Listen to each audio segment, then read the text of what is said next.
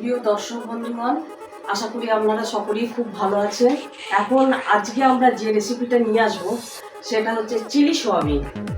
Chilli সোয়াবিনে প্রথমে আমরা সোয়াবিনটাকে সেদ্ধ করে নিয়েছি। এবার সোয়াবিনটা ম্যারিনেট করবো। সেদ্ধ করা সোয়াবিনটা আমি কুকার খুলছি। কুকার খুলে এবার আমি একটা বাটিতে রাখছি। আমরা সেদ্ধ সোয়াবিনটা একটা বাটিতে নিয়ে নিয়েছি। এবার এটাকে আমরা ম্যারিনেট করবো। ম্যারিনেট করার জন্য আমরা প্রথমেই আদা, রসুন, পেঁয়াজ বাটা নিয়ে নেবো, টমেটো বাটা, লঙ্কা বাটা সব নিয়ে নেবো। 1 টেবিল স্পুন নিয়ে নিলাম। এবার আমরা এর মধ্যে লঙ্কা গুঁড়ো দেবো। লঙ্কা গুঁড়ো টিস্পুন 1 টিস্পুন দেবো। লঙ্কা গুঁড়ো 2 টিস্পুন দেবো। লঙ্কা গুঁড়ো দিলাম। এবার আমরা স্বাদ মতো নুন দেবো। এবার কর্নফ্লাওয়ার দেবো। কর্নফ্লাওয়ার দেবো।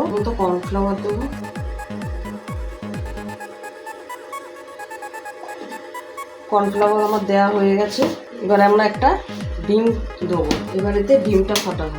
একটা ডিম নিলাম। এবার আমরা এটাকে এর সাহায্যে একটু নেড়ে ছেড়ে ম্যারিনেট করব। এবার আমাদের ম্যারিনেট করা হয়ে গেছে।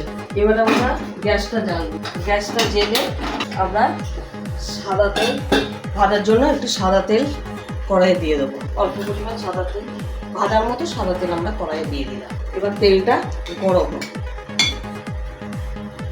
তেলটা কিছুক্ষণ গরম হোক। প্রিয় দর্শক বন্ধুগণ, আমার কড়াইয়ের সাদা তেলটা গরম হয়ে গেছে। এবার আমি ম্যারিনেট করা সোয়াবিনটাকে আস্তে বড়ার আকারে ভেজে নেবো। এখন গ্যাসটা একটু কমিয়ে দেবো, নাহলে কাঁচা ভাবটা থাকবে। গ্যাসটা একটু কমিয়ে দিলাম। এবার একটু গ্যাসটা বাড়িয়ে দেবো। এবার আমি এটা করে উল্টে দেবো। দেখুন আমার এক পিঠটা ভাজা হয়ে গেছে। সব উল্টে দিই। বন্ধুগণ, এক পিঠে উল্টে দিয়েছি। এবার আমরা তেল জড়িয়ে একটা করে তুলে নেবো। হয়ে গেছে ভাজা। দেখুন সব লাল হয়েছে। তেলটা আমি একটা করে তুলে নেব।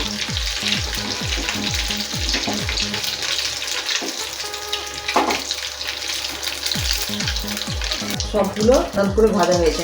আর একবার দেবো। গ্যাসের ফ্লেমটা আমি একটু কমিয়ে দেবো।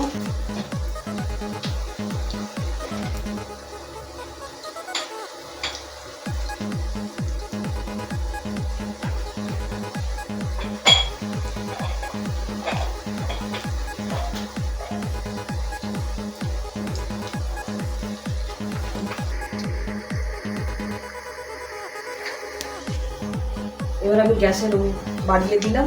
এবার আমি ওলটাকে এক এক করে সবগুলো উল্টে দিলাম। এ পিঠটা লাল করে ভাজা হয়েছে, ও পিঠটা উল্টে দিলাম। প্রিয় দর্শক বন্ধুগণ, এখন আমার সোয়াবিনগুলো ভাজা হয়ে গেছে। ম্যারিনেট করা সোয়াবিনগুলো সব ভাজা হয়ে গেছে। এবার আমি গ্যাস ওভেনটা বন্ধ করে দিই। এবার আমি কেঁচেটা এক একটা করে তুলে নেবো। যেহেতু সব লাল করে ভাজা হয়ে গেছে, এবার আমি ক্যাপসিকাম আর পেঁয়াজ কুচোবো। স্কোয়ার করে এগুলো কুচোবো। এখন ক্যাপসিকামটা আমি ধুয়ে নেবো। দর্শক বন্ধুগণ, এখন আমি ক্যাপসিকামটা স্কোয়ার ভাবে কুটে নেবো। মানে চৌকো ভাবে কুটে নেবো।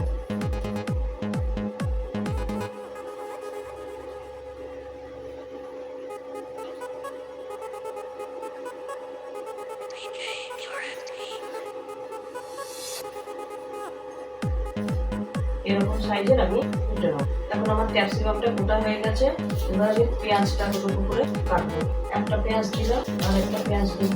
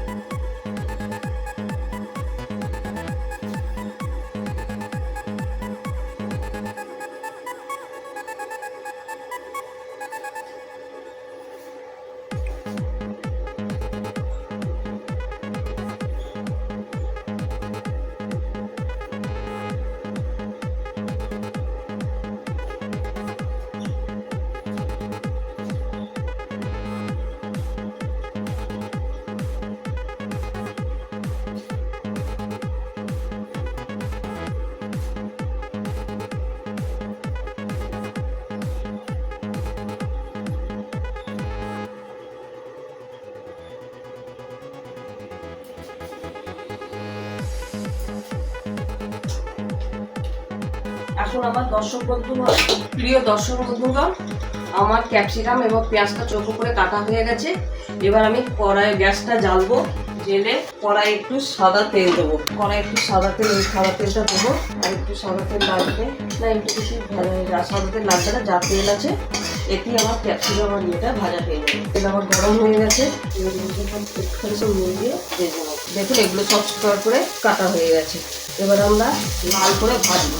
প্রিয় দর্শক বন্ধুগণ, এবার আমি গ্যাসটা কমিয়ে দিলাম, আমার ভাজা হয়ে গেছে লাল করে।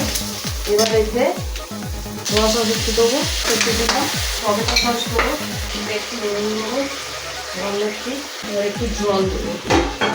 গ্যাস ওভেনটা বাড়িয়ে দিলাম। এটা ফুটলে আমি সয়াবিন ভাজাগুলো দিয়ে দেবো। প্রিয় দর্শক বন্ধুগণ, এখন আমার সয়াবিনের যে জলটা দিয়েছিলাম আর দিয়েছিলাম সেটা ফুটতে শুরু করে দিয়েছে। এবার আমি সয়াবিন ভাজাগুলো সব দিয়ে দেবো কড়াইয়ে। যেহেতু আমার নরম হয়েছে, বেশিক্ষণ ফোটাতে লাগবে না। এবার এতে 2 টেবিল স্পুন চিনি দিয়ে দেবো, 2 টিস্পুন চিনি দেবো, আর 1 টিস্পুন চিনি দিতে হবে।